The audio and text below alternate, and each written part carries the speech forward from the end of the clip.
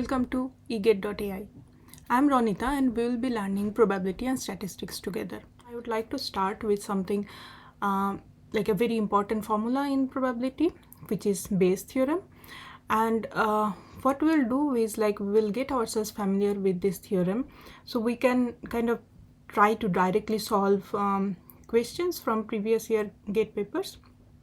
And we'll also not go in depth into the formula, but rather we will see how the formula works with a particular example. So to do that, to understand Bayes theorem a little bit, what we will need to do is we will need to know what probability is, just at least have an idea at this moment of time. So probability, if we let me write it down. So when we talk about probability, what we mean is the mathematical measure. So the mathematical measure of how likely something is to occur or happen, right? So when say for example your weather forecast app tells you that there is a 60% chance of rain this afternoon, that means the probability of rain this afternoon is 60%, so it's like a chance or a possibility of something happening. But you need to understand that that's not a guess, right? So there is a lot of data analysis that goes behind that to get this number, what is the probability of rain this afternoon. So that's your probability. So let's say the probability of rain, when you put it in that way, you can either say it's 60% or 0.6, right? So that's your probability. After knowing what probability is, the another important concept we need to know before going to Bayes theorem is conditional probability, right? Now, when we talk about conditional probability, that means some event is happening with some probability and there is kind of dependency on something else. So if I put it in that way, I'll write the mathematical measure of how likely is something is to occur given that something else has occurred.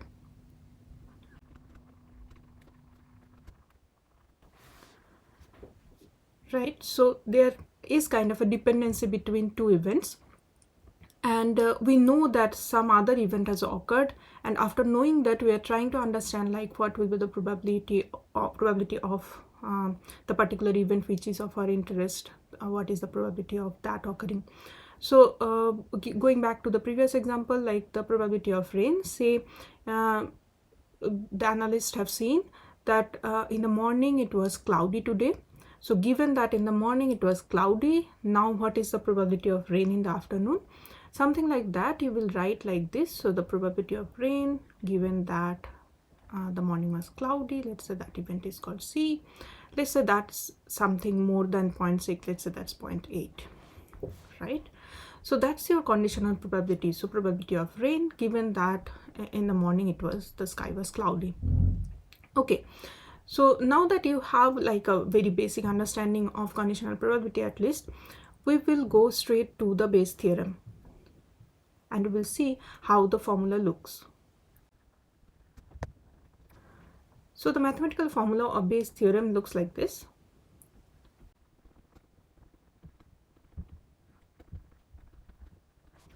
So we are trying to find out the conditional probability of event A given B, and to calculate that, what we are doing is we are flipping the conditional probability, right?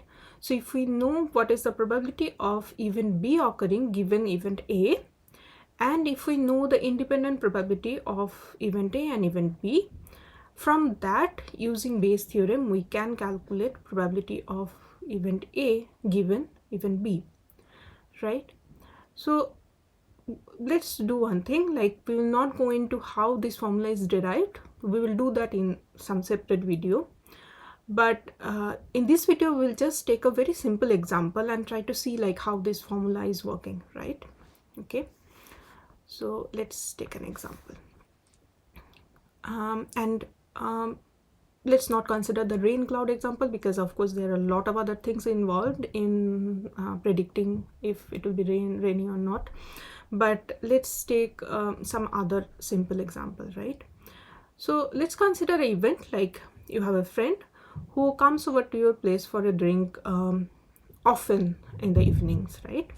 So let's say you have taken kind of a statistics of how often they come to your place, and you have found out that the probability of that is like they come to your place say 3 days out of 7 days, so 3 days a week. Okay, so let me write that down as event. So let's say the event is D and it's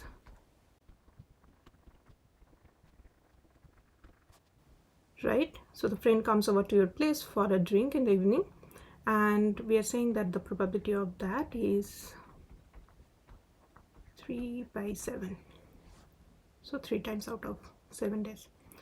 Okay, so that's another way of seeing what probability is. So it's like the number of favorable outcome divided by the number of total outcomes, so that number of total days in the week and the number of days when they come to your place. And let's say this particular friend also goes to the gym in the afternoon. That's another event. So let's write that down.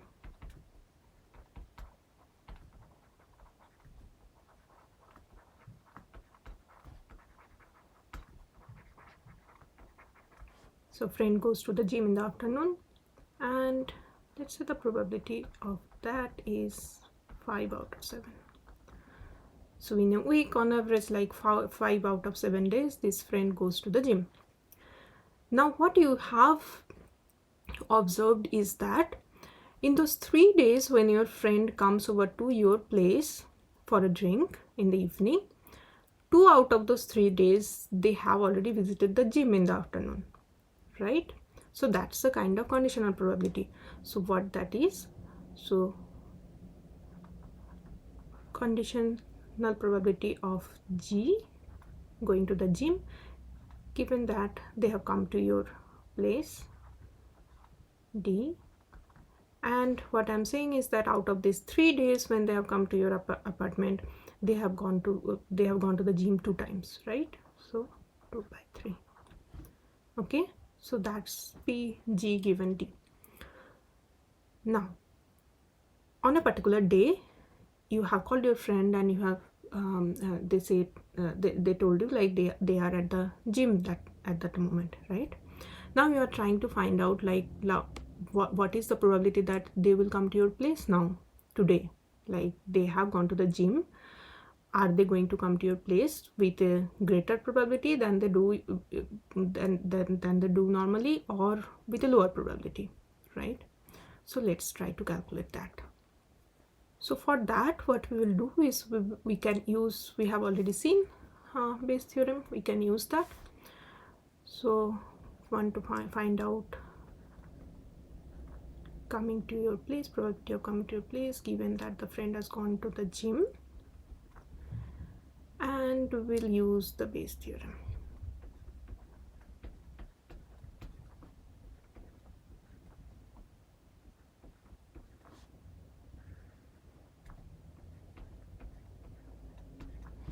Right, now if we put the values over here,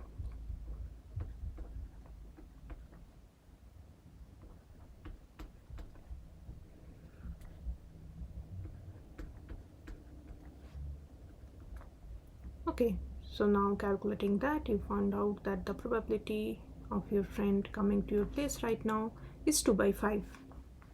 What's that? That 40%, right? And what was their initial probability? What was the prior probability before knowing that they have gone to the gym?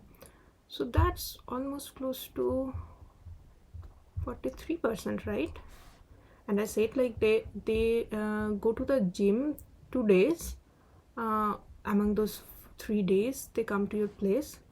So without knowing Bayes theorem or without doing this calculation, someone can apparently think that this probability should have gone up when you know that they have gone to the gym. But of course it has not, it has gone down. Why is that? Because what we also need to consider is they actually go to the gym 5 times in a week. Only 2 of those days they have come to your place as well, but there are 3 other days they have gone to the gym but they have not come to your place, right? So when you know that they have gone to the gym, the probability actually goes down, right? Does that make sense? Okay, so that's the beauty of Bayes theorem. So Bayes theorem, what helps you to do is to recalculate the probability of some event when you know something else has happened which has kind of a relation with the event you are interested in, and you can reformulate, you can recalculate the probability of your event of interest. And so it's a very useful and helpful and important theorem. There are lots of application in it in real life situations, and we will see that just knowing this formula you will already be able to solve many problems in the GATE exam or in other problems like other exam papers. And let me quickly mention another thing as well, which is kind of related, which is the calculation of total probability by using conditional probability. And the formula goes something like this. Okay, so the formula of total probability when you use conditional probability is like, let's say we do not know the actual, like the total probability of some particular event like this PA, we do not know that, but we know the probability of this event A occurring given some other event has occurred or has not. So we know probability of A given B, and we also know probability of A given B not, like when B is not happening. And we also know the individual probability of B, and of course this you can get from 1 minus PB. So the probability of the event B not occurring. When we know these values, we can calculate the probability of the total probability of some event A, and that gets used very frequently with Bayes theorem, and you will find that when we will be solving problems we will be using this formula as well along with this Bayes theorem problem in many cases. So let's do that. So in the next videos what we'll do, we'll try to take some more, like this was a very simple example, but we will try to take more complicated examples and use these formulas to solve those.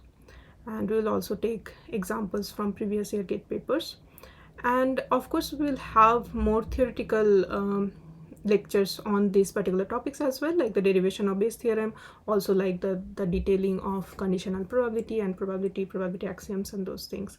So see you in the next video. Thank you.